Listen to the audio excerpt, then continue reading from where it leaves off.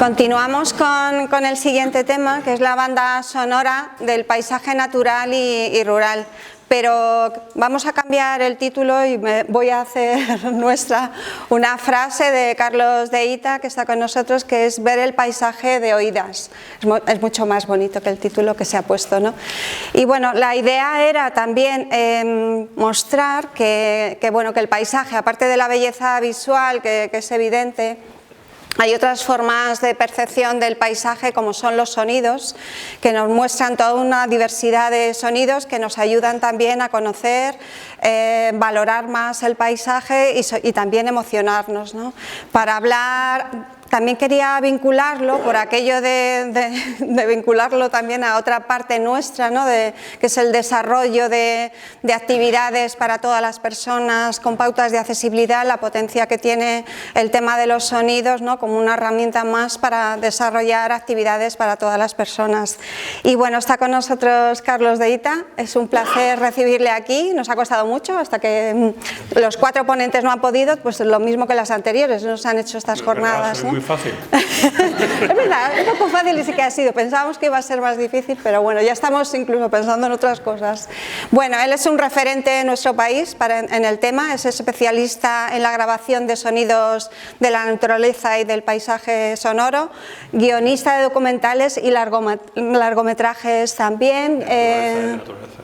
También tiene programas de radio, escritor de varios libros que tenéis aquí, que si queréis luego al finalizar, pues quien quiera comprarlo también nos podemos ocupar nosotras. Y bueno, yo me voy a callar ya porque hay que dejarle a él ya que nos deleite. Muchas gracias, Carlos. Muchas gracias a vosotras por invitarme, por venir aquí a la sierra. Yo vivo al otro lado de la sierra, vivo en Balsaín, soy de Allende Sierra, o sea que estamos entre compañeros y compañeras de paisaje, ¿no?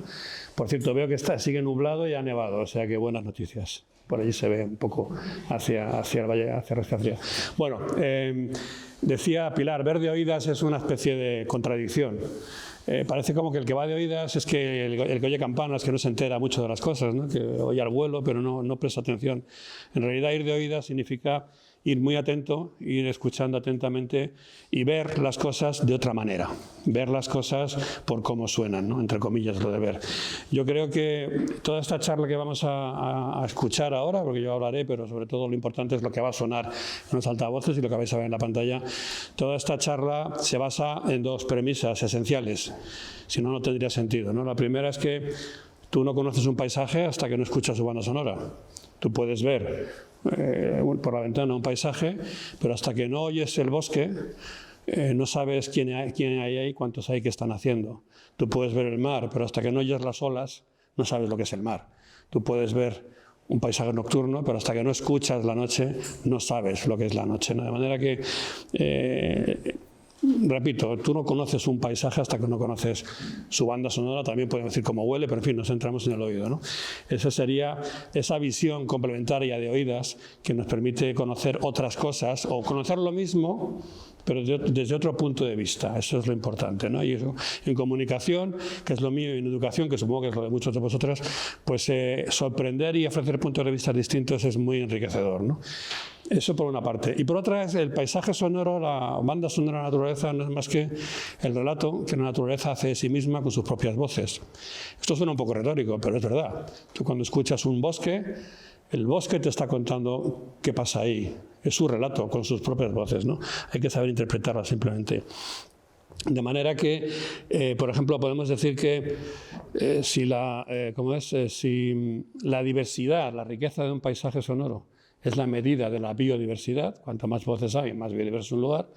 Por la misma razón podemos decir que el empobrecimiento del paisaje sonoro es el relato de la crisis. Un paisaje donde hay menos voces es un paisaje posiblemente afectado por una crisis, ¿no? Y con una cierta perspectiva ya de años, tú eso lo puedes ver muy bien, de oídas, lo puedes entender muy bien como eso es una verdad, ¿no? No es una cuestión retórica para una charla. Pero bueno, partiendo de esas 2 premisas, de que no se conoce un paisaje hasta que no se escucha y de que lo que escuchamos es el relato que hace la naturaleza de sí misma, vamos a hacer un recorrido por algunas, inicial, a ver hasta dónde nos da tiempo llegar, por las diferentes las dos principales secciones del paisaje sonoro. El paisaje sonoro es fácil entender lo que significa, es la componente acústica de un paisaje, ya está, ¿no? A partir de ahí lo podéis enrollar, liar todo lo que queráis. Pero el paisaje sonoro está formado fundamentalmente por dos secciones, ¿no? Pero antes me he saltado la introducción, perdonadme. Es una justificación, ¿no? Vosotras, cuando pensáis, además ya algunos tenemos una edad, ¿no? Yo empecé en los 70 a escuchar, a mirar y a moverme, o sea que ya hace unos años, ¿no? Si yo os digo cuál es el documento audiovisual más determinante a la hora de crear lo que luego se llamó la conciencia ambiental, una pregunta un poco extraña, lo siento, pero en fin, no haber venido, no haber invitado. ¿Qué diríais? Yo me adelanto, la mayoría de la gente dirá la sintonía del hombre y la tierra, ¿no? Todo el mundo va a la tierra y tararara, esas cosas, ¿no? Otros dirían, pues no sé, una película de David Attenborough, por ejemplo. Alguien dirá, pues un programa de radio donde Félix Rodríguez de la Fuente contaba no sé qué, ¿no? Bueno, para mí el documento audiovisual más importante a la hora de despertar eso que se llamó conciencia ambiental sería esto. Es el canto de una ballena llobarta. Hoy día hemos oído 1000 veces los cantos de las ballenas, pero cuando esto se publicó en el año 71, la humanidad descubrió varias cosas. Una es que las ballenas cantaban, que ya no era muy normal, ¿no? La segunda cosa que se descubrió, luego esto está utilizado en documentales, películas, música de Paul Winter, en fin, la New Age, todo eso, ¿no? Pero lo segundo que se descubrió con esto es que muy cerquita, a unos metros bajo el agua, había otro mundo. Otro planeta, un planeta acuático, ¿no? Habitado por seres que hablaban.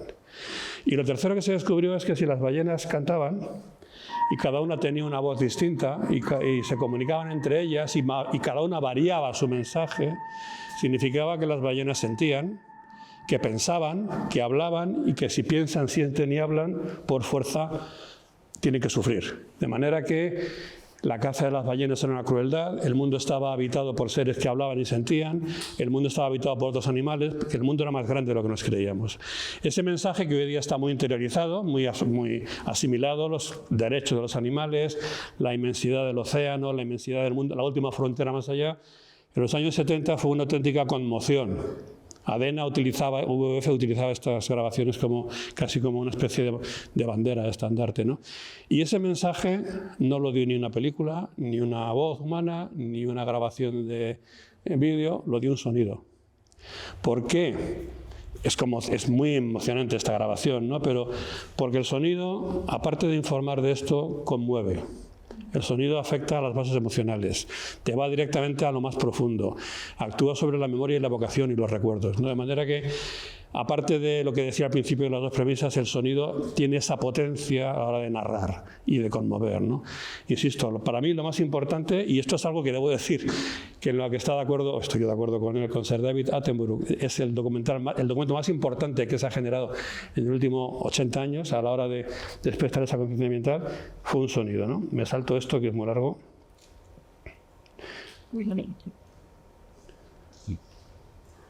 Bueno. Ahora sí, ahora empezamos la charla, ¿no? Bueno, empezamos a oír. Bueno, habéis visto unos sonogramas, ¿no? Unas caligrafías extrañas en la pantalla. El sonograma lo vais a ver todo el rato. Los sonogramas son la imagen gráfica del sonido, se genera directamente a partir del sonido, es la caligrafía del sonido, ¿no? Para los científicos el sonograma es como una herramienta de investigación, para los bioacústicos, para medir, comparar, calcular. Para mí el sonograma es la caligrafía, los trazos de la canción. Casi todo el rato vais a ver sonogramas en la pantalla. Podéis dejar de mirarlos, podéis intentar suponer cómo suena algo solamente viendo su forma, pero no, para mí no es más que un apoyo visual para que no se disperse mucho la atención, ¿no? Pero bueno, os decía que el paisaje sonoro está formado esencialmente por dos secciones, como las orquestas, ¿no? Una de ellas son las voces de los animales, la biofonía. Biofonía tiene un carácter sinfónico, ¿no? Son las voces de todos los bichos que en un momento determinado están cantando o hablando o estridorando o croando en un lugar, ¿no? Pero todos los animales, todos esos sonidos se expresan en un escenario. Y ese escenario es la geofonía. La geofonía es los sonidos de lo inerte, los sonidos del agua, del viento, de la tormenta, del eco, de los volcanes. Todo lo que es inerte, no que no se mueva, sino que no está vivo, conforma la geofonía. Y la geofonía más simple, para que lo entendáis, no sé si le he dado play o no, porque como no se ve nada. Ahí está. La geofonía más simple, el ejemplo, un paisaje sonoro vacío, desnudo, sin más, para que entendáis, si empezamos a complicarlo, sería una cueva. ¿Sería? Una cueva. Una gota de agua, una pared de roca y el espacio. La gota cae y la reverberación dibuja el espacio. 65 metros de diámetro de la cueva del Cacique, en Ojo de Guaraña, en Burgos. Esto sería la urdimbre mínima de un paisaje sonoro. Esto sería como un lienzo en blanco sin pintar. Lo mínimo del paisaje sonoro es esto. El agua y el eco, la reverberación, que dibuja el espacio.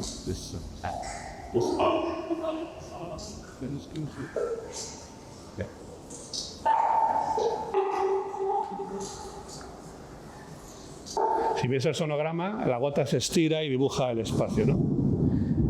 Y en el horizonte superior tenemos esto otro.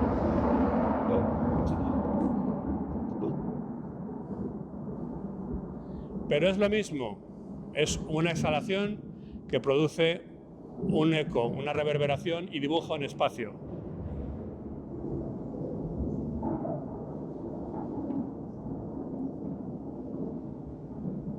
Yo sé que suena raro decir que el sonido dibuja el espacio, pero creo que es verdad. Perdón, porque...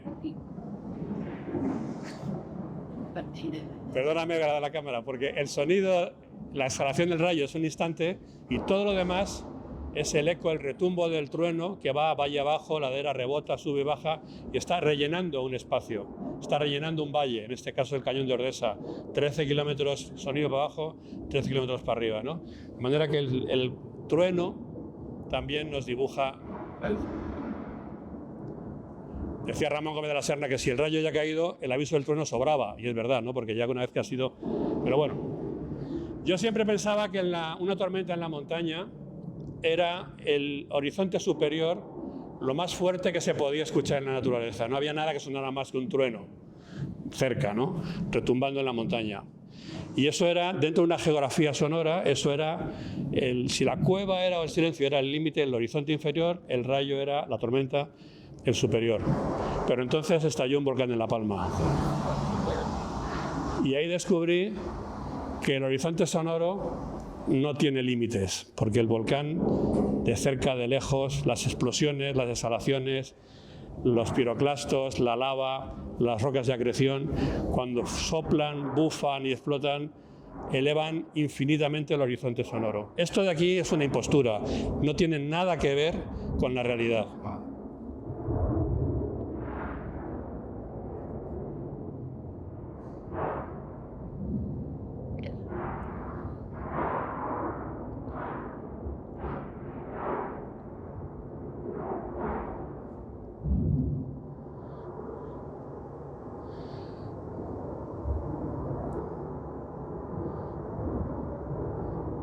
Aquí lo veréis, de lejos el volcán son explosiones, exhalaciones, mucho ruido.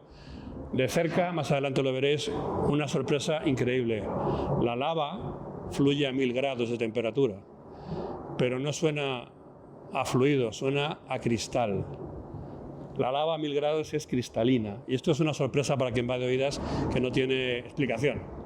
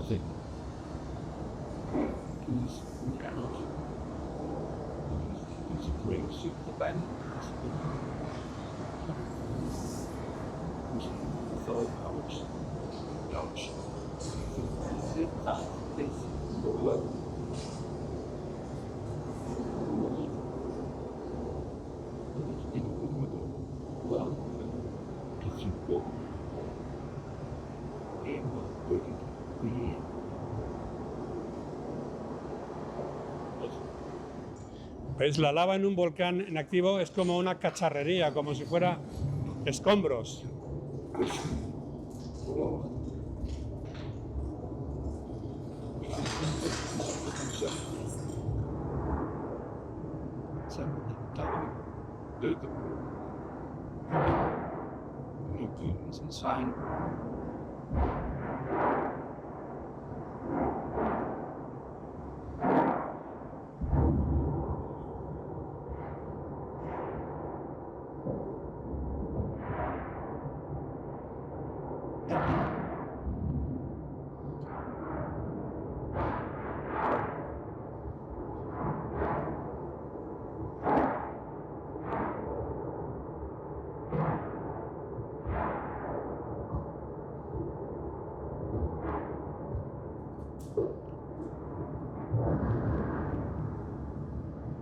No sé si oís también las rocas de acreción, las bombas volcánicas que caían y golpeaban.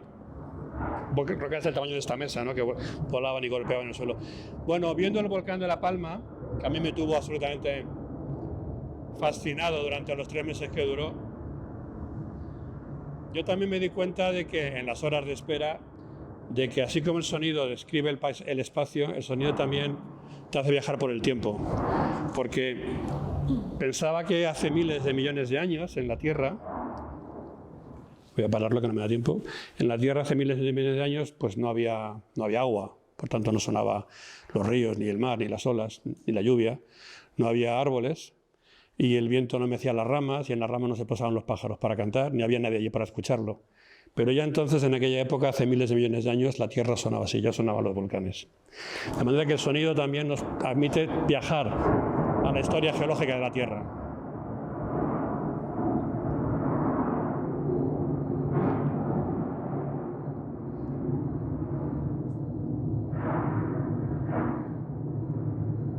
Pero bueno.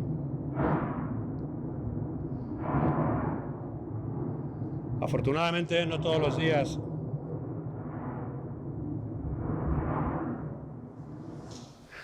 días se activa un volcán en La Palma, afortunadamente para los palmeros, ¿no? Supongo. Pero bueno, yo estuve fascinado con el volcán. Para mí fue como descubrir que el mundo era más grande de lo que yo pensaba, que quien va de oídas puede aspirar a conocer una geografía mucho mayor, ¿no?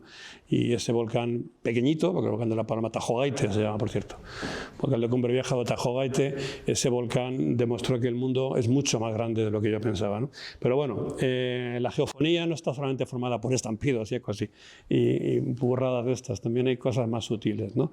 Y otro de los elementos esenciales a la hora de conformar una geofonía es el sonido del agua. Vamos a hacer un recorrido aguas abajo desde donde casi no suena porque está congelada hasta la desembocadura en el mar. Y en este viaje vais a ver cómo el agua al principio es la protagonista, pero a medida que vamos bajando y van inflando caudales, el agua lo que hace es que genera el espacio donde se expresan los animales, ¿no? Bien, tenemos el agua helada donde casi no suena, sencillamente goteas de hielo en una cueva de hielo.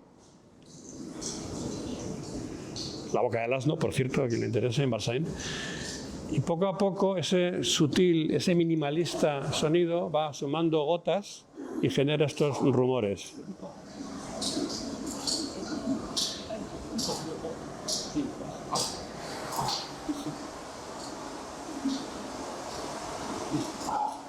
Y estos rumores se desatan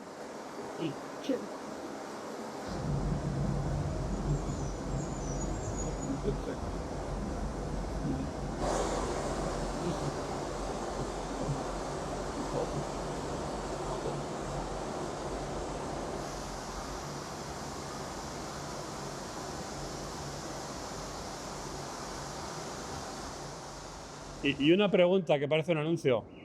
¿A qué suena el agua cuando no se mueve? Pues es un cristal, un espejo que refleja el sonido de otros animales. El stand de San Maurici.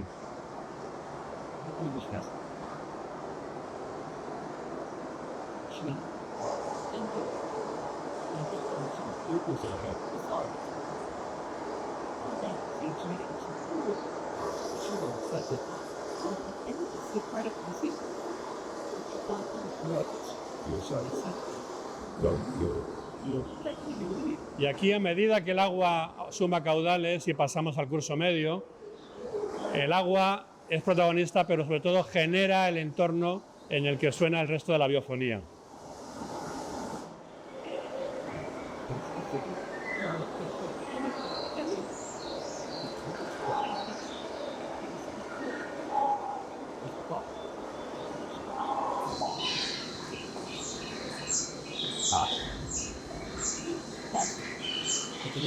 Hasta que al final de su trayectoria el agua no es más que un oleaje que da pie al soporte de todo lo demás.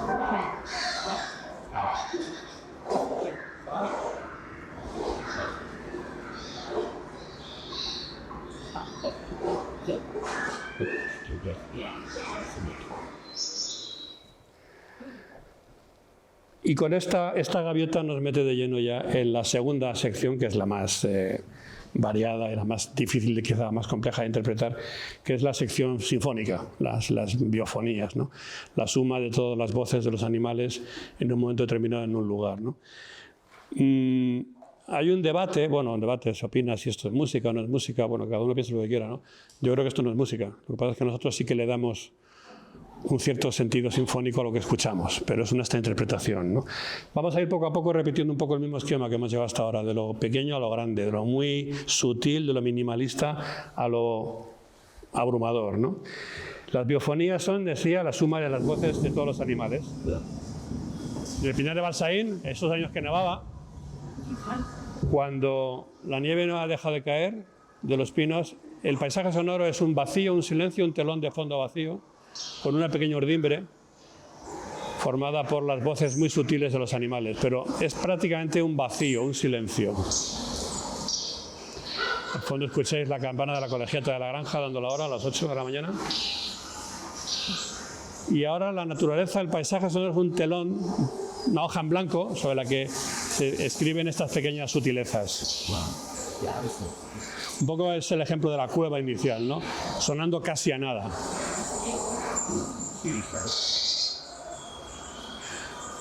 El silencio es el telón de fondo en el que se compone el paisaje sonoro, como la música se compone sobre los silencios, ¿no?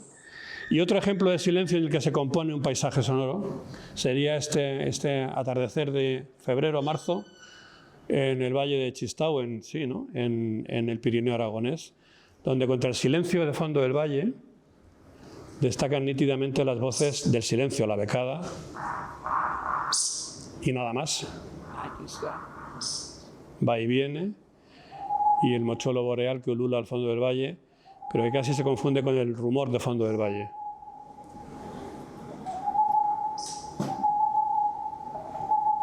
En la geografía sonora estamos en la parte baja del horizonte.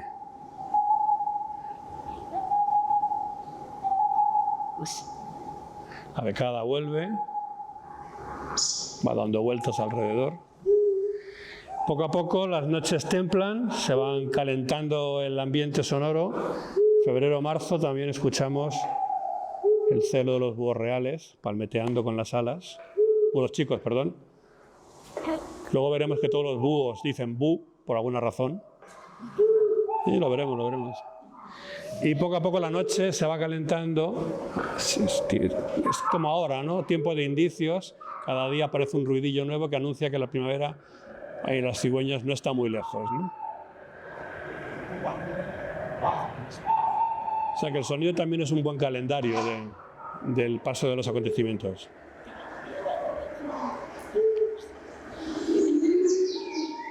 Pero hablando de escenarios, yo creo que no hay mejor escenario para el sonido de las aves que las laurisilvas, los bosques siempre verdes, la bóveda verde permanente de las laurisilvas canarias. Eso es La Gomera, Arajonay, el bosque de los mirlos.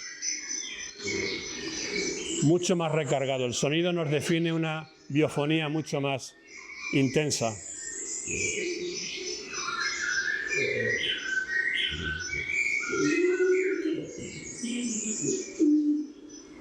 Con el arrullo de la paloma turqué. Y un sirfio. Bueno, volvemos a al comienzo, ¿no? Cómo la tormenta definía el espacio, pero los chasquidos de las chovas también reverberan, rebotan y definen el espacio, en el enorme acantilado es el circo de Carriata en Ordesa. La chova lleva el eco en la garganta incorporado prácticamente.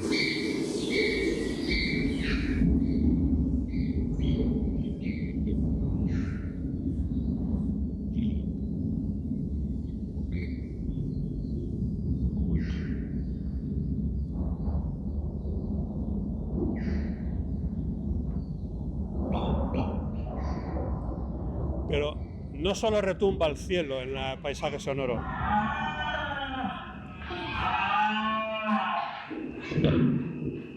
También retumba la berrea de los ciervos. Y aquí parece que pelean los ciervos contra la tormenta, a ver quién puede, y puede la tormenta, obviamente.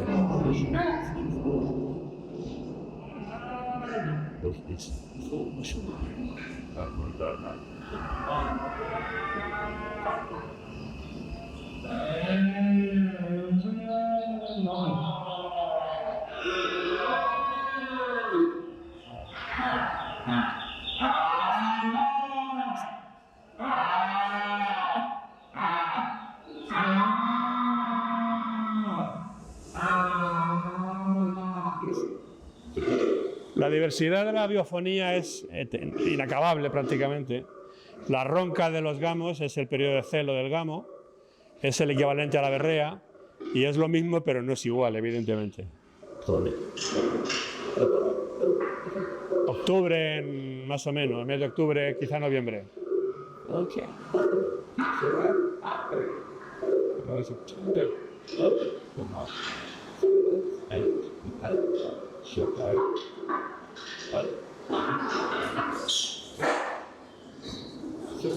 Y ¿para qué vamos a discutir si podemos solucionarlo a testarazos, ¿no? Es lo que dicen las cabras montesas en su época de celo, que los machos discuten pues así.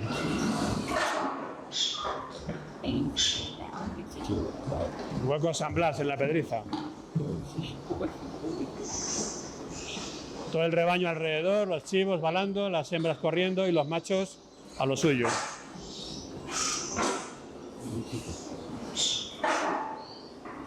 Esto es muy gracioso porque al final quien decide es la cabra, es la hembra. Y esto es aquí dándole... Bueno, en el paisaje sonoro también existe la percusión, ¿no? Los tamborileos de los pájaros carpinteros, en este caso un picamaderos negro, picapinos, el tantán del bosque, ¿no? El bosque como una sección de percusión y el tronco como un instrumento. Es decir, la diversidad sonora es inacabable. Hay 1000 maneras de comunicarse unos con otros y transmitir sus mensajes. Y cada tamborileo también es una frontera, está delimitando una esquina de un territorio. Esto es una pelea incruenta, una batalla a voces o a tamborileos por los límites de los territorios de cría.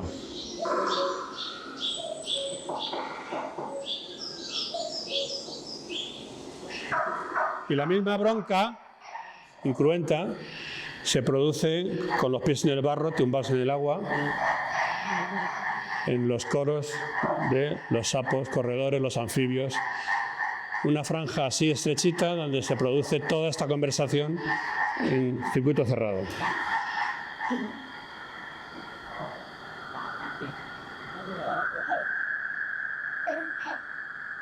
Ahí estamos. No hay que tirarse al barro, se puede utilizar algunos recursos, ¿no? Pero bueno, siempre acabas en el barro igualmente, ¿no? Bueno, la diversidad sonora, insisto, lo he dicho una vez más, es inacabable. Desde los sutiles siseos de una nevada hasta... Mira, esto que escucháis aquí, este cru cru cru, está grabado bajo el agua. Los anfibios tienen una peculiaridad. Cantan, sabéis, con un resonador, ¿no? Un saco que se les infla en la garganta y cantan con la boca cerrada, en circuito cerrado. El resonador es como si fuera un amplificador. Una rana, un sapo, cuando hace sonido, su voz le hace parecer más grande de lo que es en realidad, ¿no? Es una impostura, en realidad es como si yo uso un megáfono, ¿no? No tengo esa voz. Pero ese que canta bajo el agua es otra consecuencia de usar la respiración en circuito cerrado. Puedes cantar bajo el agua. porque no exhalas, no aspiras y puedes cantar ahí debajo. Ventajas, no te ven las garzas, por ejemplo. Puedes cantar sin exponerte demasiado. ¿Pero y qué es eso? El sapo de espuelas. Y bueno, también el sonido transmite la biofonía, hace sonar a la geofonía. La biofonía, los patos en las lagunas manchegas, cuando hay agua, transmiten sensación de alegría, de bienestar, de buen rollo, ¿no?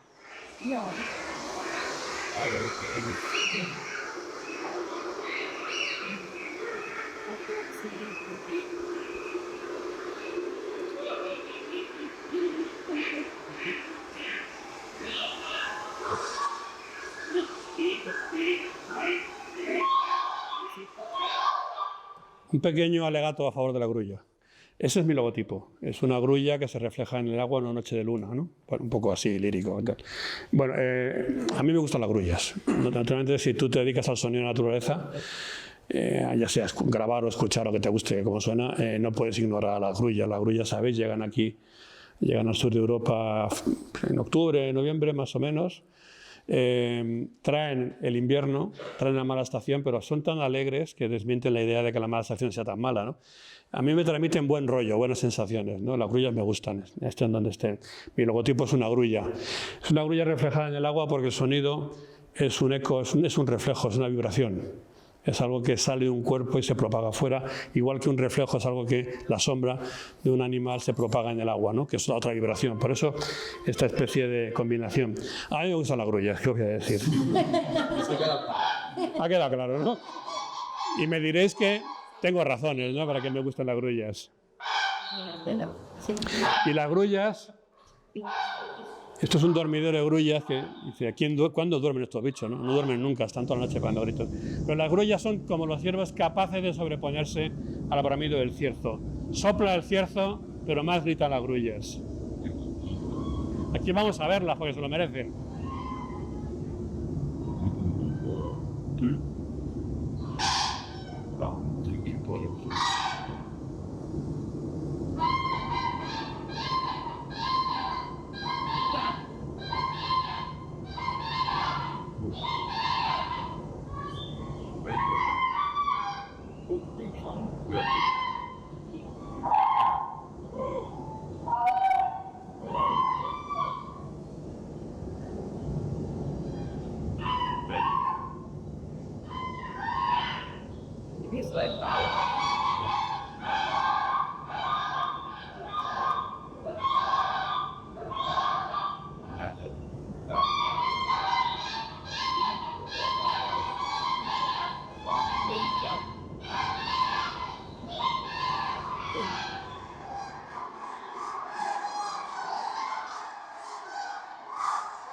¿Esto es un? Sí. Ahora voy.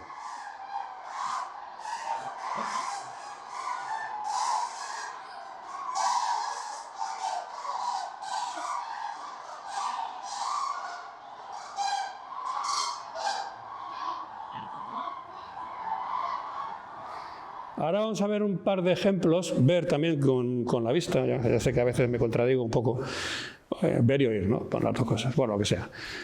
Vamos a ver dos ejemplos que demuestran cómo el tamaño y el punto de vista y el número son importantes, ¿no? También en el paisaje sonoro. Eso nos cuenta muchas cosas. Se llaman murmuraciones a esto. Murmuraciones deriva del inglés murmurations y se refiere al rumor lejano que emiten los bandos, generalmente de estornino pinto, al caer la tarde cuando se reúnen, hacen esa especie de masas de velos en el cielo que flotan como si fuera una gasa, ¿no? Y hacen un rumor lejano, una murmuración. Si tú te metes dentro de una murmuración, dentro de ella, 500.000 de pájaros aleteando, suenan como el mar embravecido.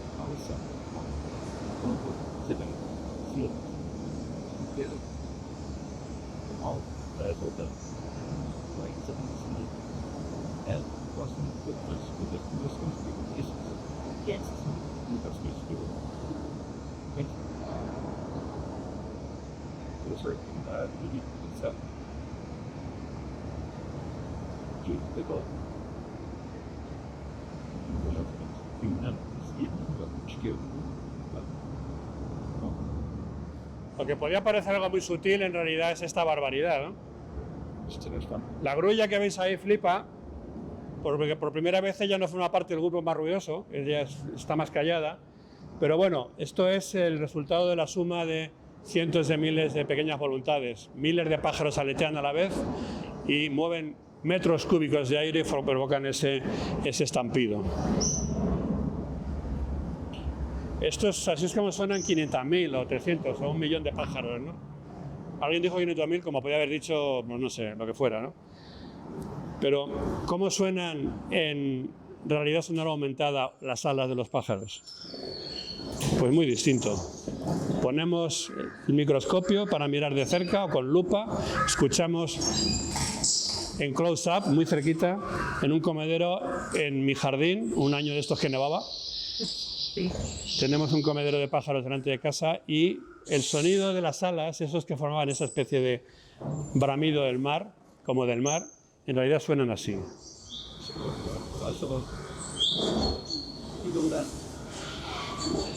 Cuestión de escala, cuestión de escala.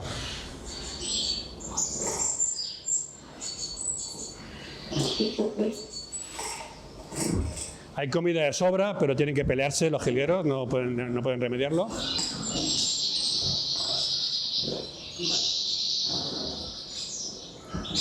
Y si os dais cuenta, si sabéis escuchar, empieza a correr una señal de alarma por el jardín. Hay señales agudas que en el mundo que les asusta. En el mundo de las aves significa peligro. Algo pasa.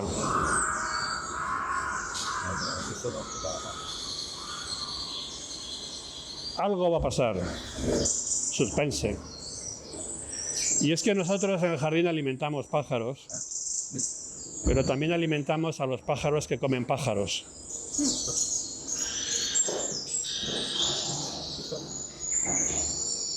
Ahora, un gavilán ha fallado, pero ha atacado a los bantus. Ahí está el truco. El sonido por una parte, la imagen por otra y el micrófono como si fuera en la radio puesto en la boca prácticamente, ¿no? Bueno, hemos hecho un pequeño, breve recorrido por las geofonías, por las biofonías, perdón. Serían infinitas, pero no es cuestión. Y solamente quiero hacer una pincelada de la tercera sección del paisaje sonoro, que sería la antropofonía. La antropofonía, evidentemente, nos implica a nosotros, ¿no? A los humanos. No me interesa, para este caso, el ruido del tráfico, la vida cotidiana contemporánea. Me interesan esos sonidos de la humanidad que se integran en el paisaje sonoro. Y para mí el mejor ejemplo que se me ocurre para contar este concepto es este que vais a escuchar. Hay veces que se producen cosas sorprendentes. Como similitudes que te hacen pensar que en realidad los sonidos se adaptan a la propagación del medio acústico, ¿no?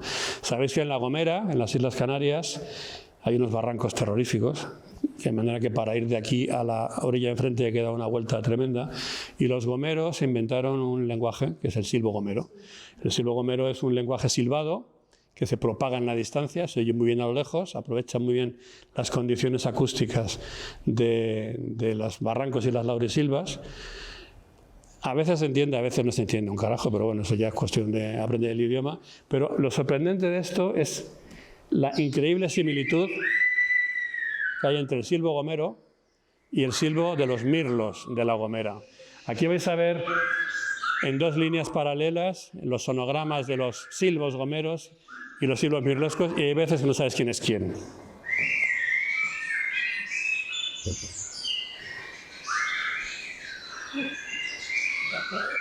Y eso es así porque unos y otros adaptan su voz a las condiciones acústicas del lugar en el que viven.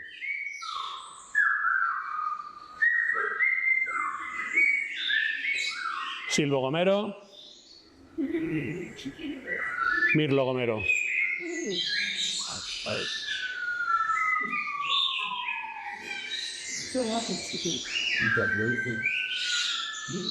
Sí. ¿Para qué me quieres? Ya no sé qué más.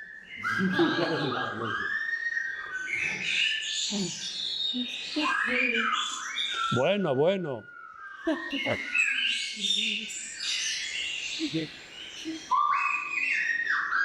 Ni idea.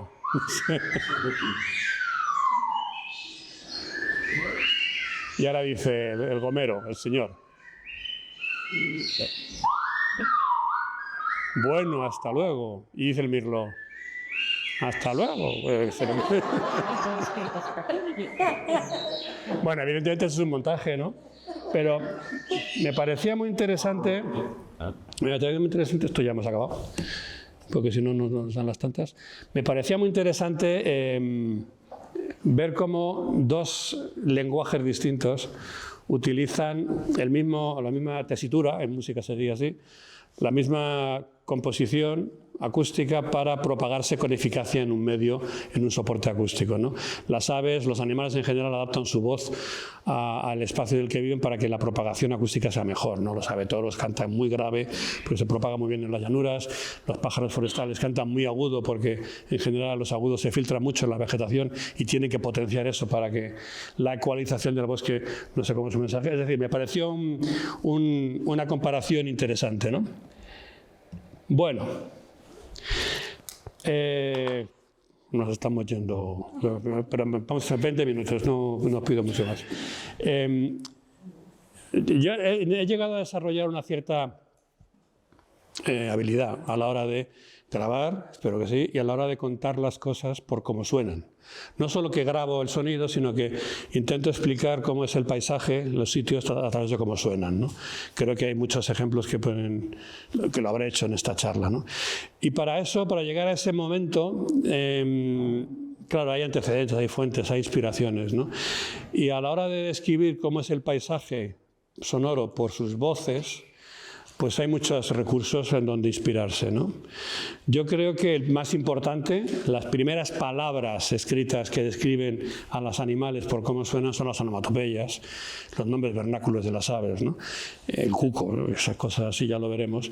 Pero hay una onomatopeya que a mí he cambiado de tema por completo, o sea, se has dado cuenta que estamos como vamos así pillados. Hay una onomatopeya que a mí me fascina, que es la palabra más antigua que yo sepa que describe un animal. Se llama la calaca. Apareció en una tablilla, esto lo cuenta Francisco Bernes, apareció en una tablilla sumeria hace 5 o 6 mil años en Mesopotamia y decía que la calaca, era un animal grande que vivía en los tejados de las casas, ¿no?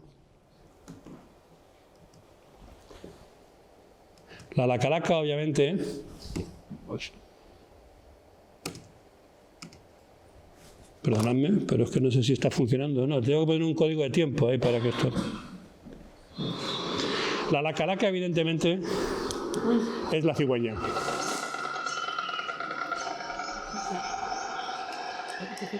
Las cigüeñas crotoran, crotar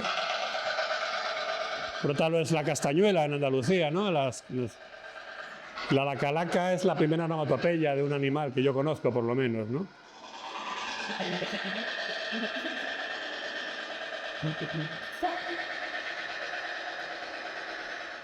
Pero onomatopeyas a vuelapluma hay muchas más. Entonces vamos a hacer un pequeño repaso de las primeras palabras que podemos utilizar para describir el paisaje sonoro.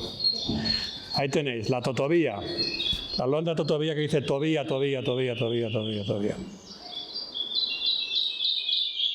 Más o menos, ¿no? Todavía, más o menos. Cuco, está claro. Sobran explicaciones, ¿no? El cuco dice su nombre cada vez que abre el pico. La paloma zurita, zurea. Luego el nombre también hace alusión a su voz. Igual que la tórtola hace turtur. La tourterelle en francés imita. Total charlo, charlea, De ahí le viene el nombre, de la voz. Y ahora, si no me equivoco, bueno, el pinzón vulgar dice ping, no fueron muy originales, pero los carboneros comunes literalmente dicen chichipán, que es como se llama en media España, chichipán. Los nombres vernáculos del chichipán, del chinchín, son los carboneros comunes. La bubilla, el puput en catalán, la bubilla es una corrupción de su voz, a bubilla o pupa y los bisbitas bisbisean. Igual mucha gente no sabe lo que es un bisbita, pero el bisbita bisbisea. El críalo, que es un cuco, dice, es un cuco parásito, quiere decir, le dice a otro, críalo tú. Y el cuco decía que el críalo es un cuco, un parásito que parasita nidos, y dice, cría, como diciendo, críalo tú, no, a mí no me metas en líos. Bueno, esto dice la lengua, los nombres vernáculos, ¿no? La cultura popular. ¿Esto qué significa? Significa que, o sea, ¿quién sabe qué es un bisbita? Te vas a Madrid, ¿usted sabe lo que es un bisbita? No sé. Bueno, pues que alguien sepa que un bisbita bisbisea indica que el cuco dice su nombre, que el chichipán deletrea su canción, pues es señal de una cultura antigua que estaba en contacto directo con la naturaleza y conocía también las cosas que la llamaba por su nombre, ¿no? Y eso, el que nos parezca un escotismo, nos indica que nos hemos hecho muy sordos ya a esos mensajes, ¿no? Pero bueno, los córvidos, estos bichos negros enlutados, casi todos ellos, menos los rabilargos, llevan su voz en el nombre, ¿no? Las cornejas, los cuervos, corneja, crocitar, la granja grajea, también otra onomatopeya, cuervo por todos lados. Los arrendajos arrastran R's y J's por todas partes. La chova dice chou.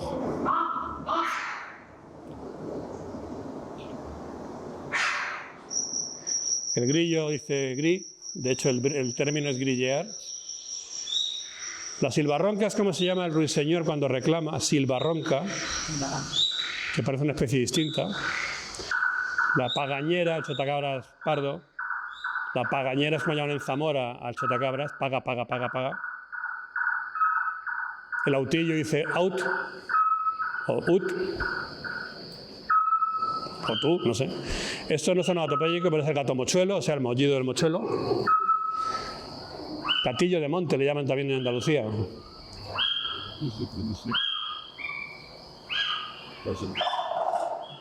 Mis queridas grullas grullen, gruir de grullas.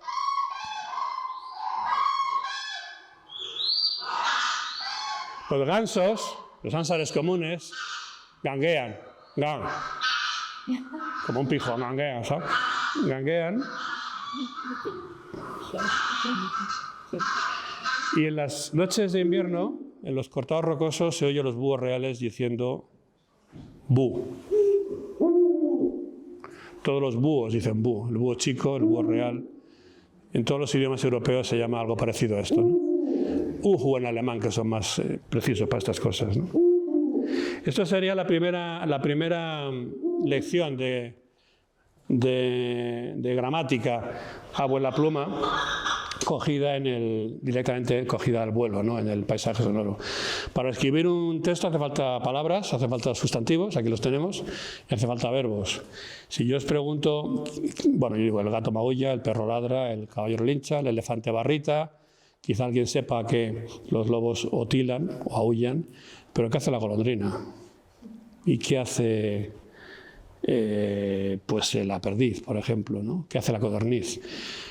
Si había una cultura popular que nombraba a muchas aves por cómo hablan, también esa misma cultura popular definió, o sea, inventó verbos para describir qué es lo que hacen los animales, ¿no? Y aquí tenemos algunos de esos verbos olvidados prácticamente. Voy a cogerme una chuleta porque si no se me olvida. Esto está... Bueno, todo lo que veis mucho de lo que veis está sacado de estos libros, con lo cual estoy haciendo una publicidad descarada y nadie ha protestado, ¿no? Pero bueno. Y aquí, esto está aquí. Ya está. Bueno, verbos que con una precisión a veces onomatopéyica nos dicen cómo es la voz de un animal, ¿no? Decía Miguel Delibes, no todo está en el diccionario, en la academia, decía Miguel Delibes que las perdices corechean y ajean. Corechear de perdiz, coreche, coreche, coreche, y ajear. Que la perdiz, esto no lo dice Delibes, la perdiz paspallea, paspallar, paspallar, buen panay también dicen por aquí. Los cuervos crocitan o crascitan. Crocitar es el verbo del cuervo. Todo le vale al cuervo.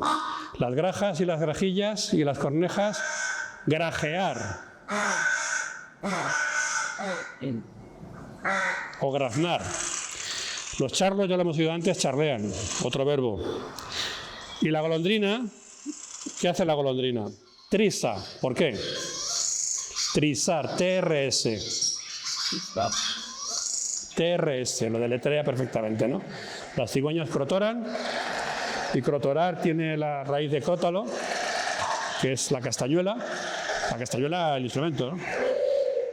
Las palomas, las tórtolas arrullan, arrullar, las palomas zurean, zurear, el pito real,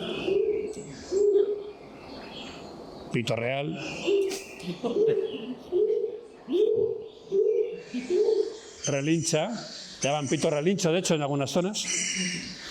Y los carpinteros en general tamborilean, ya sean grandes, pequeños, medianos, picamaderos tamborilean.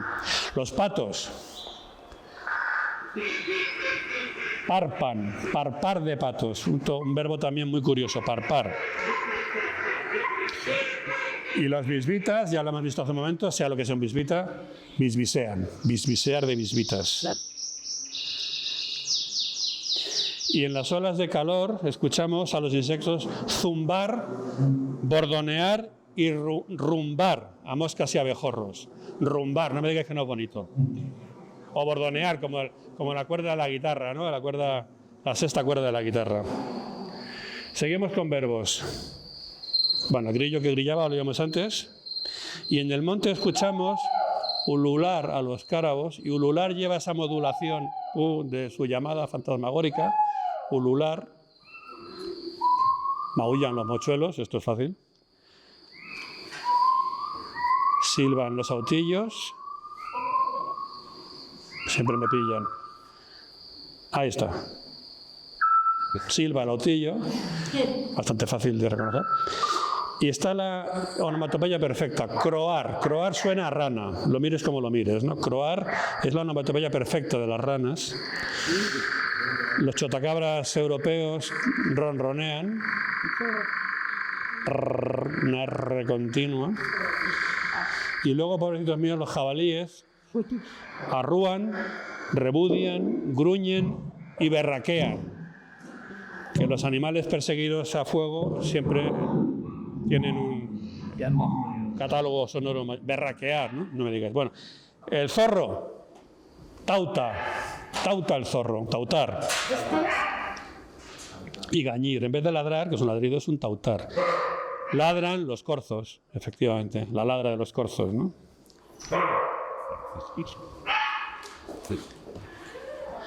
Ahí la grulla de rigor, de reglamento.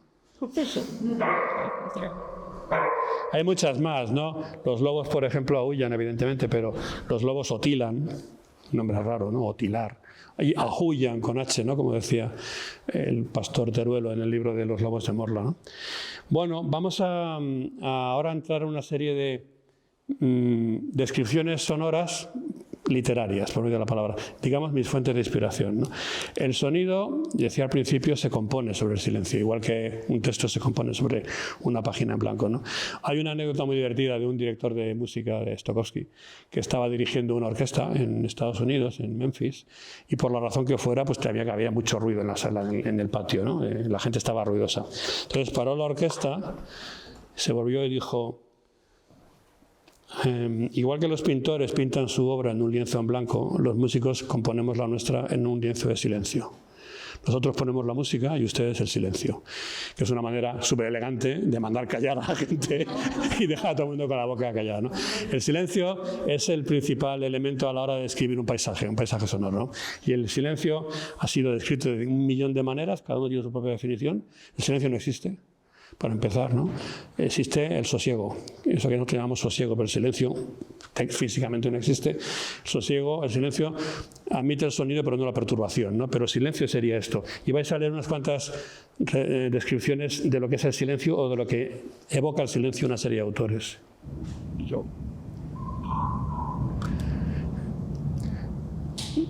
Thoreau en Walden, ¿lo veis? Una vibración de la ley universal, ¿no? Es como está dibujando con palabras ese fondo sonoro.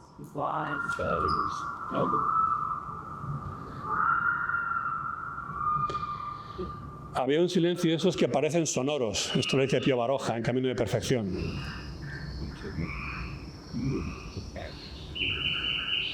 Casi nada, ¿no? Sonido, pero más que nada predomina la sensación de sosiego más que el silencio. Esto es lo que decía Stokowski, ¿no? Un poco resumido, ¿no? La música es un sonido pintado en un índice de silencio. Y Juan Ramón Jiménez, siempre enfadado, decía,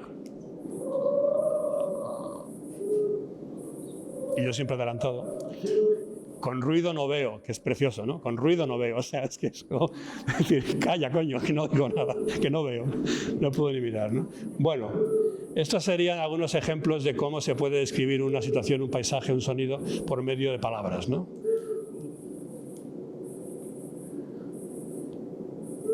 Y ahora vamos a ver una serie de ejemplos, y en algún caso voy a pedir colaboradores, o colaboradoras. Veamos. Fijaros.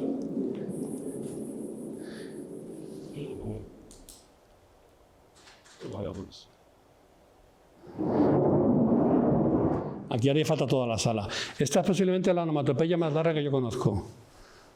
Si sois capaces de llegar al primer brontoner, es que tienes una caja torácica del tamaño de un elefante, ¿no? Es la onomatopeya del trueno que escribió James Joyce en Finnegan's Wake.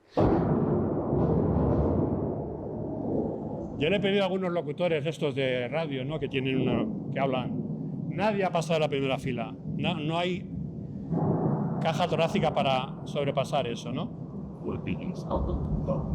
Pero si lo pronunciáis en inglés, os dais cuenta que está muy bien transcrito el sonido del trueno.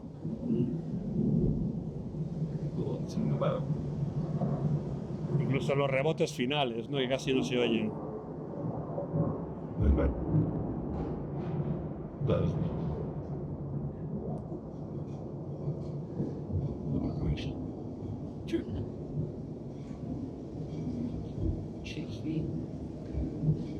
Esto en una charla que hicimos en Salamanca en la biblioteca pública, cogimos a 8 personas, las pusimos en fila y se repartieron las líneas y fueron sumando unos con otros, pero no había manera, ¿no?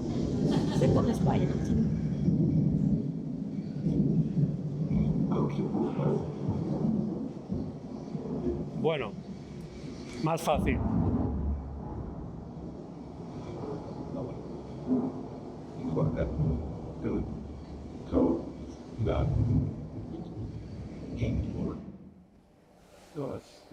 Vamos a quitar el último Bronturnuk. Que a veces no mido yo muy bien los tiempos. Ahora creo que, si no me equivoco mucho, viene un ejemplo de lo que os quiero contar. Esto es un texto de Miguel Delibes que describe como si fuera una acuarela cómo es un paisaje sonoro, un paisaje a través del sonido.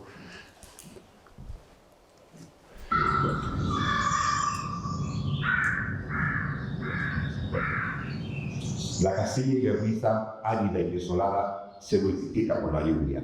Se diría que el agua la lava, la peina, pule sus aristas, la matiza para convertirla en un inmenso tapiz ondulado de diferentes tonalidades de ocre.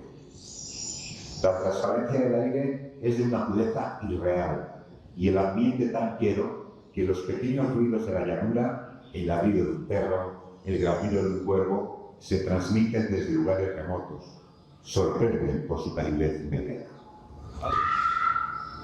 El sonido describe la transparencia del aire en un día de invierno en Castilla. Bueno, Delibes dice cuervo, yo pongo corneja, pero me lo vais a perdonar, ¿no? No. La voz es de Isaías Lafuente, yo trabajo en la cadena SER y le he pedido a compañeros de la SER que me lean alguno de estos fragmentos, ¿no? para ilustrarlo, pero yo creo que está muy claro lo que quiere decir, ¿no? El sonido, la palabra, mejor dicho, la palabra describe el espacio, ¿no? Y en eso me inspiro yo para grabar, para contarlo. Yo me definiría como uno que graba para contarlo, básicamente, ¿no? Más ejemplos. Necesitamos ayuda. Por ejemplo, este pasaje es muy conocido de los Santos Inocentes, también de Miguel Delibes. Perdón. Esto es para que lo leyera alguien, pero como vamos mal de tiempo. ¿Hay voluntarios para leer esto?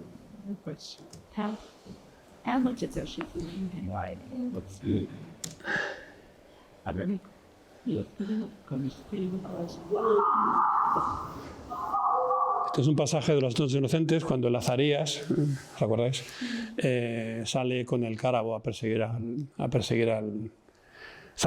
cárabo, mejor dicho, no sale con la milana. Si alguien quiere leerlo y si no lo podéis leer introspectivamente, ¿no?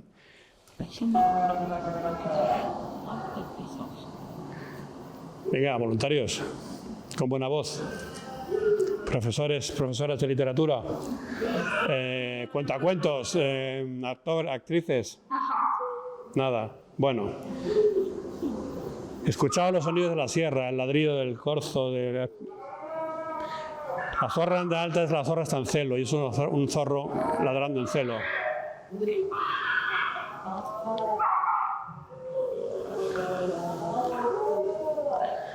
Bueno, como no me ayudáis, recurro a mis colegas de la cadena SER. Y aquí escuchamos. Cada vez más acelerado pasaba sobre tu cabeza. Era el viento, los años. Isaac Dinesen, Karen Blixen, la que tiene una granja en África, ¿os acordáis, no? En plena sequía estaba tan desesperada porque no llovía que oía el sonido de la lluvia en todas partes. Y nada era la lluvia.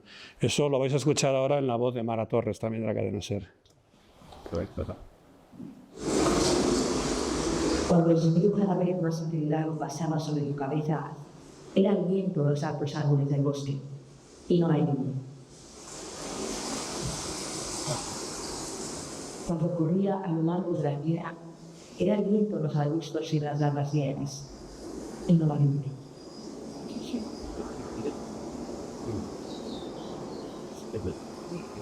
Cuando susurraba y sonaba sobre la misma tierra, era el viento de los natales, donde sonaba de una forma tan parecida a la lluvia que te engañaba una y otra vez, y hasta cierto punto te compensaba, como si estuvieras viendo una representación de lo que deseabas. Y no hay lluvia. Todo lo que oís es viento, no hay una gota de agua en todo ese sonido.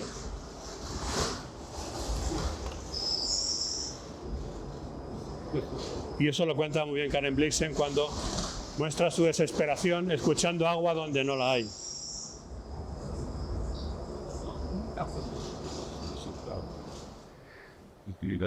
Bueno, vamos un poquito más de tiempo, ¿no? Me temo. Aquí pedía yo colaboración de alguien, pero como no estáis por colaborar, pues saltamos. Mira, esto es preciosa. También de Juan Ramón Jiménez, que cuenta cómo el sonido del grillo va dando paso a la profundidad de la noche.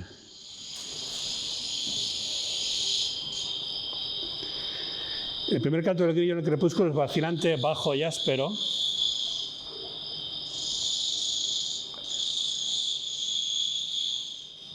Muda de tono, aprende de sí mismo y poco a poco va subiendo. Sube y sube. Va poniéndose en su sitio como si fuera buscando la armonía del lugar y de la hora. La armonía del lugar y de la hora en el grito de un grillo. Es que no puede ser más bonito, ¿no?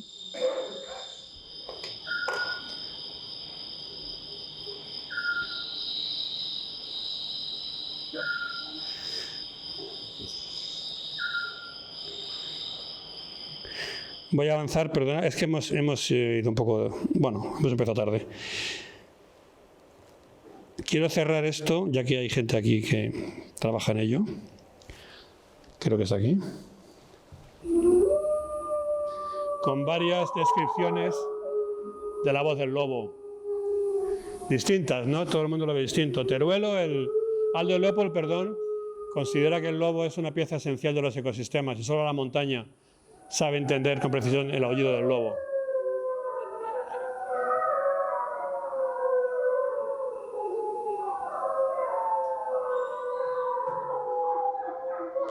Solo la montaña ha vivido lo suficiente para escuchar con objetividad el aullido del lobo.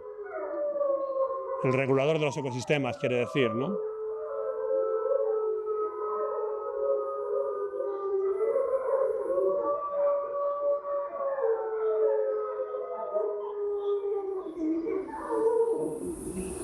Sin embargo,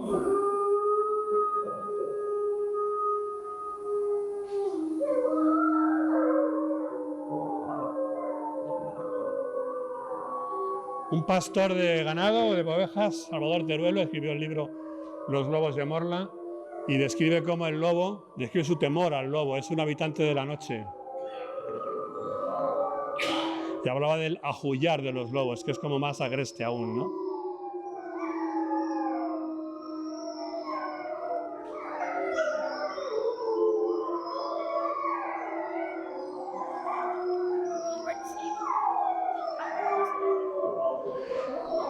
El lobo recobra el valor de noche como si la noche estuviera hecha para él, ¿no? Es como una visión completamente distinta del animal peligroso, misterioso, para un ganadero, lógicamente.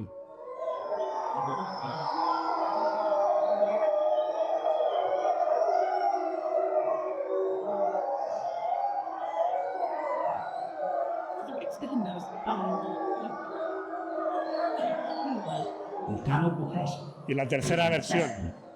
De ojos profundos, color de hielo, de ojos en los que la paz sirve una fría interacción, porque tengo Señor de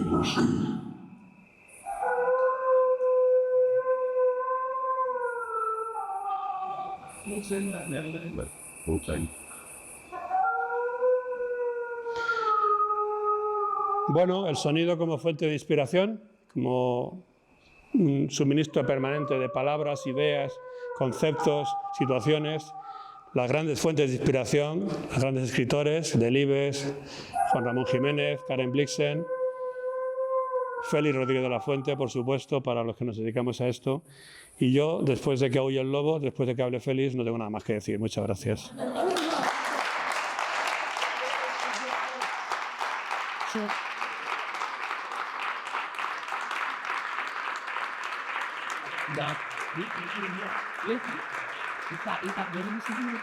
Bueno, gracias. Parecéis cigüeñas cotorando. La calaca. Bueno, sí que tendría más cosas que decir, pero no hay tiempo. Y sí que tendría que decir, si queréis hacer alguna pregunta, yo responderé con mucho gusto. Yo sí, no. Que ¿cuándo empezaste a ver de oídas? ¿Cuál fue tu primera voz? Bueno, como las cosas importantes de la vida, pues pasó sin esperarla y sin ninguna... Yo empecé a grabar, a oír, a escuchar y a dedicarme a esto todo el mismo minuto a la vez en el año 85, que ya vamos echando un poco de tiempo, en los Quintos de Mora, en Monte de Toledo. Estábamos rodando una serie de documentales para Televisión Española con Joaquín Araujo.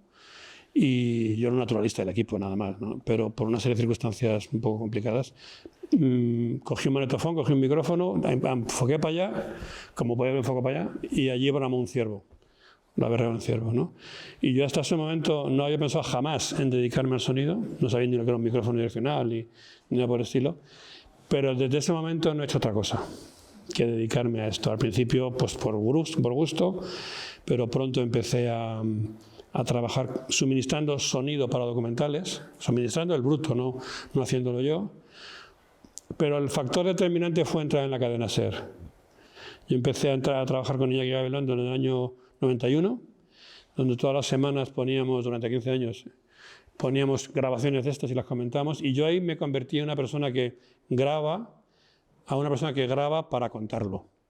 Y yo seguí haciendo documentales, seguí haciendo trabajos de esos y luego blogs y libros y discos, CDs, hacíamos CDs. ¿Os acordáis de aquella cosa redonda que giraba y sonaba? Pues hacíamos cosas de esas, ¿no? Pero digamos que yo empecé siendo un naturalista que grababa pájaros o animales. Enseguida empecé a grabar, más que animales, a grabar los paisajes, porque una vez que tú has grabado un bicho, ya está todo dicho, no hay más que añadir, pero el paisaje sonoro es infinito. Y ahí sí que me gustaba más grabar, más que hacer las grabaciones de los animales, de las aves, la grabación del paisaje en el que cantan esas aves. Y cuando empecé a trabajar con Gabilondo, empecé a contarlo. Seguirlo con Francino, con más historias, y hasta hoy. Pero digamos que eso fue la trayectoria. Una casualidad, con Kine Araujo, una cosa sorprendente, inesperada, una especie de arrebato. Yo no soy muy apasionado, pero eso fue un arrebato, así directamente, y hasta el día de hoy. Esos son los jalones, ¿no?, de mi trayectoria profesional. Y un jalón muy importante, lo he dicho antes, fue el volcán de La Palma. Porque esto ya se entra en interioridades, ¿no? Pero si os acordáis, durante el confinamiento, o sea, el gran problema cuando tú grabas sonido es el ruido. El ruido del tráfico, los aviones, las motosierras. Parece mentira, en un país con tan pocos árboles, la cantidad de motosierras que hay funcionando por el monte, ¿no? Y ruido. Pero bueno, allí hay un árbol y hay un tipo con una motosierra, fijo, seguro. Bueno, el caso es que el ruido es como la mancha oscura, sucia de grasa, que lo mancha todo, ¿no? Y lo contamina todo. Y grabar limpio es muy difícil, cada vez más. Y yo no es que vaya a grabar, yo voy a escuchar, ¿no? Me gusta escuchar. Durante el confinamiento, la bestia paró, la maquinaria cayó, y la naturaleza se escuchaba limpia, se escuchaba como hace 100 años, ¿no? Yo que vivo en Balsaín y vivo en el campo, me escapaba, estaba prohibido, pero me escapaba todos los días por el Pinar y grababa, ¿no? Y con todos los condicionantes yo era feliz, entendedme, ¿no? Con todas las movidas que tenemos en la cabeza. Pero cuando volvió el ruido, yo me sentí expulsado del paraíso y decidí, casi decidí dejarlo. Porque ya no había dónde ir a grabar que no hubiera de la motosierra o lo que fuera, un ruido, ¿no? Y cuando estaba a punto de dejarlo, estalló el volcán de La Palma. Entonces yo me fui para allá y estuve 3 meses hipnotizado con el volcán de La Palma. Y para mí fue como reenganchar con el mundo del sonido, de la grabación sonora, ¿no? O sea, yo le debo al volcán mucho más que una grabación, le debo una especie como de reseteo para volver a seguir con esto, ¿no? Pero bueno, si yo empecé en el 85 hasta hoy, en esos casi 40 años, hay que tener en cuenta que han enmudecido la mitad de los animales que había entonces. Eso lo dicen los científicos, ¿no? O sea, se cuenta. Antes había de cada 10 alondras quedan 5, de cada 10 codornices quedan 4, de cada 10 tórtolas quedan 3, de cada 10 perdices quedan 6, ¿no? De manera que en el paisaje sonoro, la biofonía, no solamente hay más ruido, sino que en esos 40 años se ha empobrecido a la mitad. Los científicos ponen la letra, yo pongo la música, pero decimos lo mismo, que esto se nos va y que vamos hacia la ominosa primavera silenciosa que decía Rachel Carson, a marchas agigantadas, ¿no? Buen rollo, venga.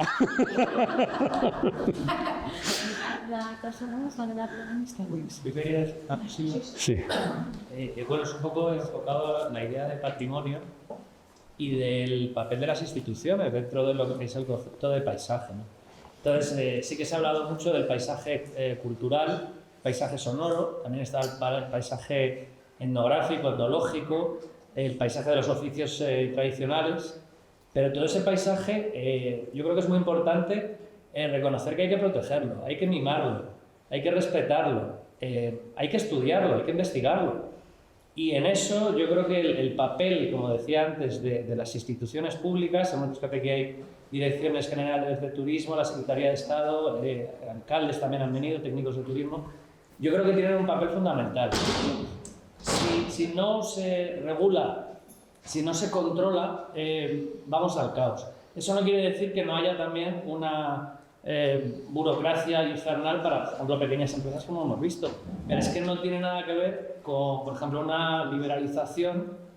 Voy a poner varios ejemplos. Por ejemplo, en el tema del paisaje sonoro, en esta misma carretera que tenemos aquí, todos los sábados pasan una retahíla de motos impresionante.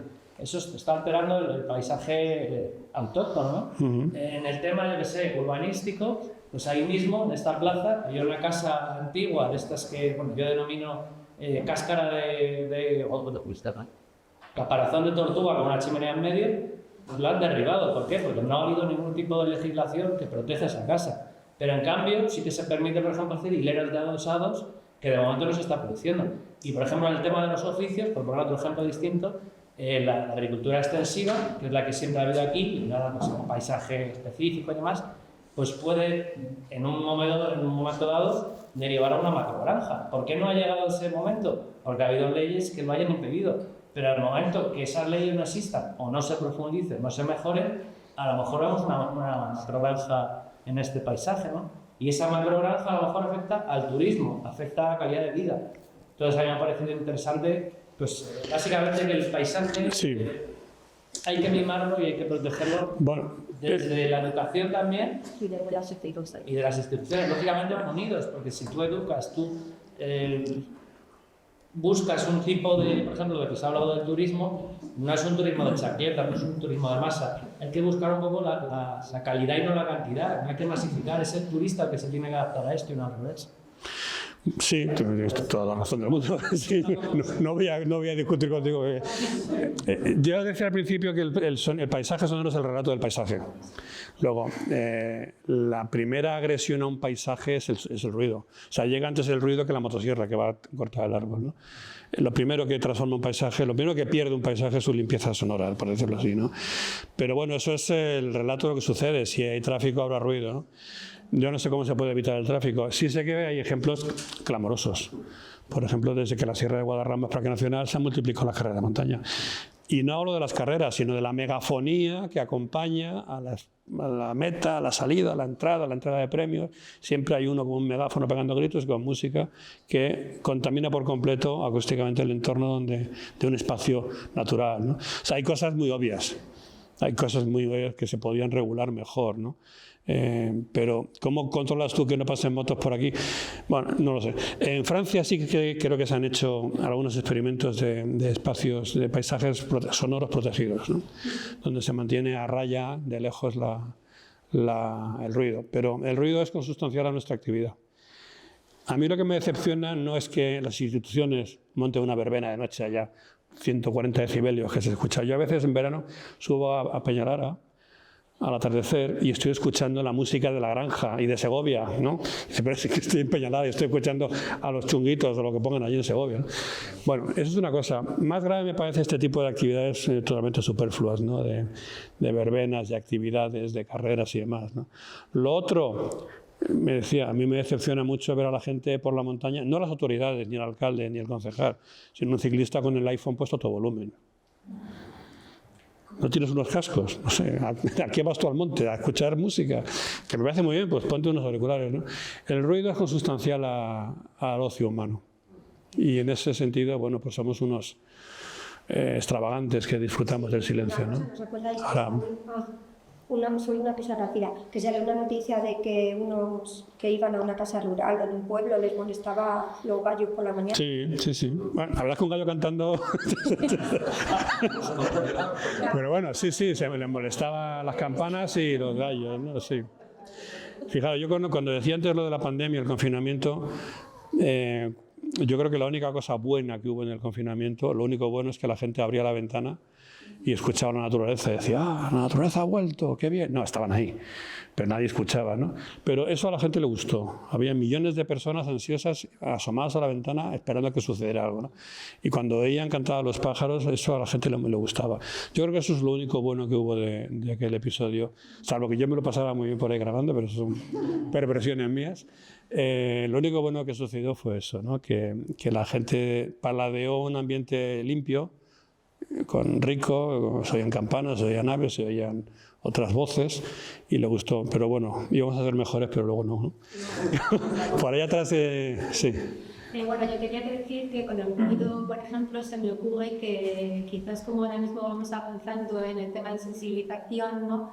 Pues que los ayuntamientos, nuestros entornos, vieran una manera de controlar un poco los decibelios que pueden llegar, que quizás incluso algo que acompañar en el paisaje como carteles, ¿no? Indicando a dónde llegan, qué es lo que hay, ¿no? Porque al final va todo por la educación y que a lo mejor esas personas al ver algún estímulo, algo, pueden pensar, bueno, pues voy a hacer un poquito menos de ruido, ¿no? Porque no es tanto el tráfico rodado, las motos, vivimos en el hueco.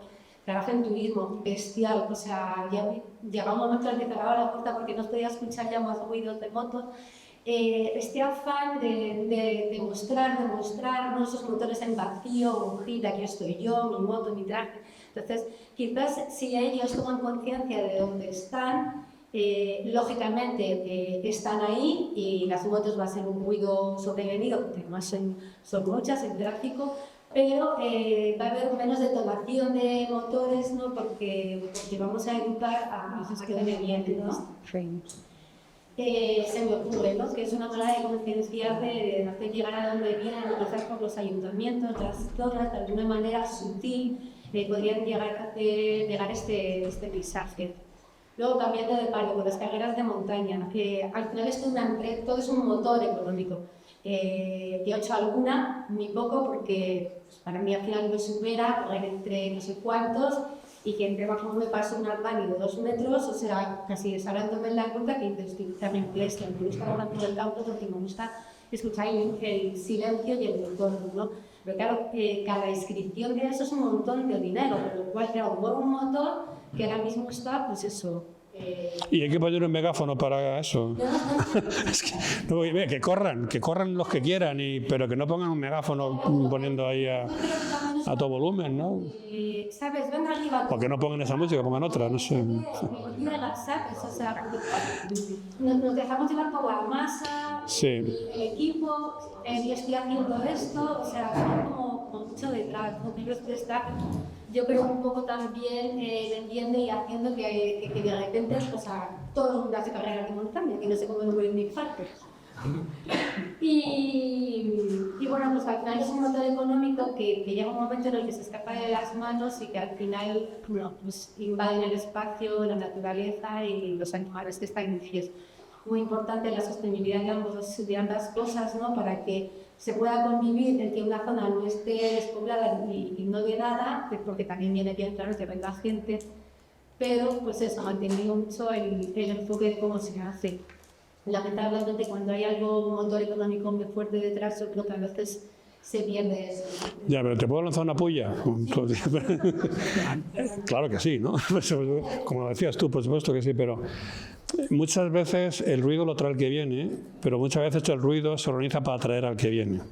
Sí. Es decir, que a lo mejor la verbena se monta aquí, y el follón se monta aquí, y la megafonía en todas partes se hace aquí, ¿no? Para que venga gente de fuera a hacer más ruido. O sea que es una responsabilidad compartida, ¿no? Eso. Entonces yo creo que los pueblos que viven un poco a los límites del barullo, su reclamo turístico, económico, sería el sosiego. Entonces, ¿por qué no ofertan esos pueblos sosiego y te reciben con una pancarta y con la orquesta y el megáfono, ¿no? O sea, se debería ofertar, igual que ofertas gastronomía y aire puro y agua limpia, habría que ofertar silencio.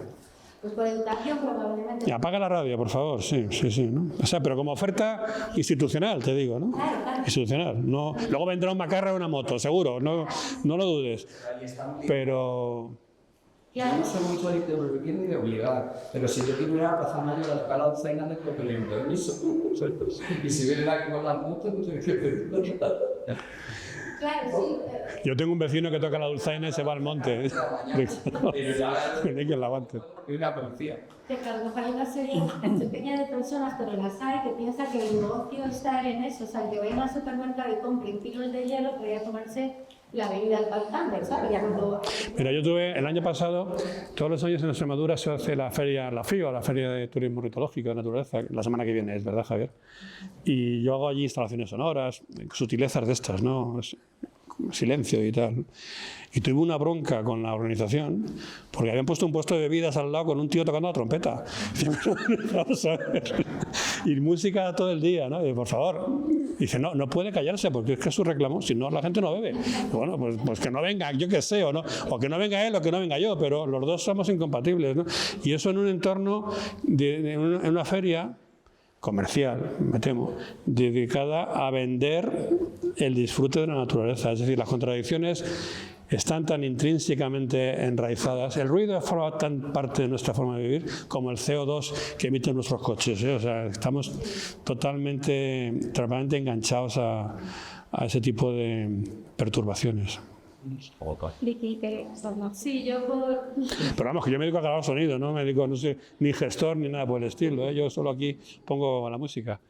Se me ocurría El pianista. por proponer, sobre todo estamos hablando, no proponer desde la prohibición, digamos, sino proponer desde lo positivo, a lo mejor trabajar las personas que estamos trabajando en el territorio, la población local, en poner el valor en el patrimonio sensorial. O sea, no desde nos molesta empezar por prohibir lo que nos molesta, sino por proponer lo que nos gusta, que es nuestro patrimonio de los olores, el sonido, y trabajar a lo mejor con ello y hacer propuestas de ese tipo para que las personas vayan tomando conciencia, pero desde el valor que tiene su entorno en ese sentido, en el sensorial, ¿no?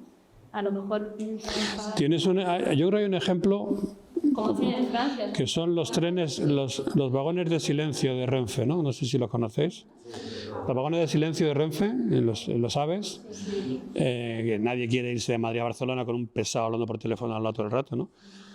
O 5. Y hay vagones donde en teoría está prohibido hablar por teléfono y hay que mantener un cierto sosiego. Entonces, bueno, pues a lo mejor ese sería un ejemplo a seguir, ¿no? El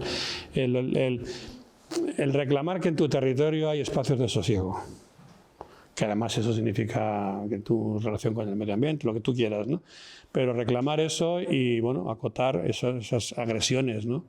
Que no pueda entrar. Eso, yo qué sé, sería muy fácil hacer en un parque nacional, pero, por ejemplo, en el Pirineo se estaban autorizando vuelos de helicóptero para subir a las cumbres, ¿no? Entonces tú, cada vez que el enemigo está dentro. El enemigo somos nosotros mismos, ¿no? Claro, que decías todo del gallo, en Francia han declarado patrimonio sensorial el canto de los gallos. O sea que... Bueno, es que los franceses hacen cosas muy raras, ¿sabes? Si fuera por la grulla, ¿verdad? Claro, si fuera la grulla yo lo entendería, pero... Claro, el gallo es el símbolo de Francia, es el... Luis, que tenemos Más a nivel general, ya estamos terminando. Sí. Os lo podía escribir en un mail, pero como lo está grabando, lo digo. No, agradecer justamente al equipo que propone estas cosas, ¿no? Porque es mucha la calidad, son unas mañanas que nos aportan mucho a la sierra, nos sacan del día a día de tantas tareas, y yo echo de menos a mucha gente del ayuntamiento que es muy cultural. Entonces, aunque todas tenemos muchas tareas y muchas cosas importantes, que ahora los ayuntamientos espabilen porque esta formación no está todo el rato en la sierra. Sí. Entonces no sé cómo se puede hacer un poco de hincapié en eso, porque falta mucha gente que esto la aportaría, y bueno, pues que todos tenemos tareas a seguir agotadas, pero... Sí, soy. O sea, que gracias. Muchas gracias también a vosotros y a vosotras que vengáis, porque bueno, es verdad que no siempre es fácil conseguir que venga entre semana, pero bueno, vamos a hacer muchas cosas para si hay que ir a por ello, pues vamos a ir. Debería ser obligatorio, vamos, municipal, por lo menos los personajes municipales. Sí. Hay autónomos y autónomas que nos pueden costar un poco, tal, pero... Oh. Podemos poner esto en un megáfono de un coche y recorrerlo. Es que hay que pensar un poco. Pregonero, pregonera, que hacía pero que lo intentamos recuperar de que esas cosas. Algo que ha existido también en nuestra vida y por eso. Bueno, yo solo una conclusión. Ir de oídas por la vida es ir despacio. El intentar percibir la naturaleza por cómo suena requiere pararse un rato. Tú llegas a un lugar, echas un vistazo y lo has visto, ¿no? Pero para escuchar todo un desarrollo de un paisaje sonoro, una biofonía, hay que pararse a escuchar. Y al cabo de un rato es cuando empiezas a entender lo que sucede ahí, ¿no? De manera que esto de escuchar tiene esa otra virtud que te obliga a ir despacio. Y eso últimamente es bastante revolucionario. O sea que, bueno, muchas gracias. Ya está.